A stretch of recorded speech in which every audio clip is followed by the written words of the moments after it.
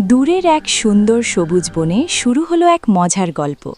এই ছিল বুদ্ধিমান খরগোশ, এ ছিল হাসিখুশি হাঁস, নরম হৃদয়ের হরিণ, আর ছিল একটু ধূর্ত শিয়াল।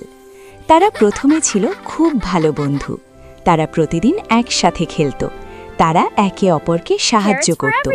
কিন্তু একদিন শিয়ালের মনে জন্ম নিল হিংসা। সে প্রথমে গেল হাসির কাছে। খরগোশ নাকি বলেছে তুমি দুর্বল। কি?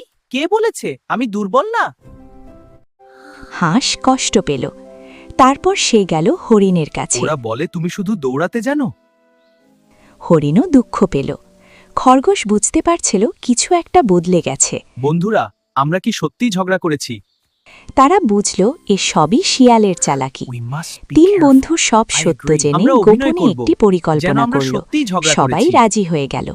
পরদিন সকালেই শুরু হলো অভিনয়। আমি আর তোমাদের সাথে কথা বলবো না। কিন্তু আমিও না। দূর থেকে সব দেখছিল শিয়াল। হাঁস একা একা নদীর ধারে দাঁড়িয়ে রইল। সে আক্রমণের জন্য প্রস্তুত হল। শিয়াল সুযোগ বুঝে এগিয়ে এলো। ঠিক তখনই বজ্রগতিতে ছুটে এলো হরিণ। এক ধাক্কায় শিয়ালকে সরিয়ে দিল। কি হলো? শুধু মজা করছিলাম। ভয়ে শিয়াল দৌড়াতে শুরু করল।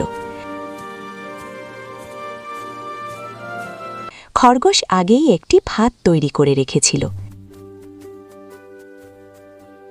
দৌড়াতে গিয়ে শিয়াল সোজা পড়ে গেল গর্তে। সে বের হওয়ার অনেক চেষ্টা করল, কিন্তু পারল না। গর্তের ভেতরে আটকে গিয়ে শিয়াল ভয় পেয়ে গেল। শেষে ক্লান্ত হয়ে বসে পড়ল। বন্ধুত্ব ভাঙতে এলে এমনই ফল হয়। তুমি আমাদের কষ্ট দিয়েছ। আমি ভুল করেছি। আমাকে ক্ষমা করো। ভুল করলে ক্ষমা চাইতে হয়। তিন বন্ধু মিলে তাকে গর্ত থেকে তুলে আনল। শিয়াল লজ্জায় মাথা নিচু করে দাঁড়িয়ে রইল। আমরা বিশ্বাস করতে চাই তুমি বদলাবে। সত্যিকারের বন্ধুত্বে রাগ চিরকাল থাকে না। এখানে ক্ষমা আছে, সেখানে শান্তি ফিরে আসে। চারজন আবার একসাথে দাঁড়ালো। শিয়াল সত্যিই বদলাতে শুরু করলো। বনে আবার ফিরল আনন্দ আর হাসি। ঐক্য আর বিশ্বাস, এটাই তাদের আসল শক্তি।